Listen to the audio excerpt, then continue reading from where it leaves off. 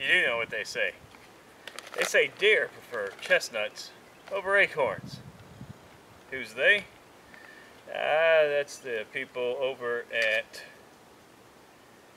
Addiction Products. That's this right here. I picked these up at Walmart. They were running on clearance already for about $3 a bag. So went in and grabbed a handful of them. Figure, yeah, pour out some here and there. Gonna put some corn on the ground. Got the trail camera up. You know, pour this on the corn, see how it reacts. Good thing about this time of year being considered for whitetail, not necessarily hogs, because you can hunt hogs year round, but for people who just, you know, you only got deer in your area, you only got deer season. The best part about this time of year is if you're gonna try new baits, new attractants, this is the time to do it, because just in case you do have deer coming in, say you even got hogs coming in, and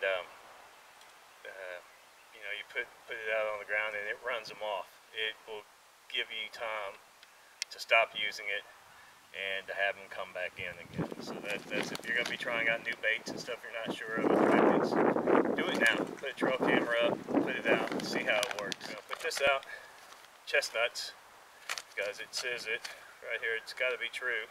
Studies show deer choose chestnuts 100 to 1 over acorns. This is the Addiction. Is it? I mean, I guess it's just called Addiction. And that's their product. I like the handle on it. It's pretty neat. It's pretty useful. I wish it was a resealable bag. So how are we applying this today? Well, this is how we're applying it. We have corn. Yay!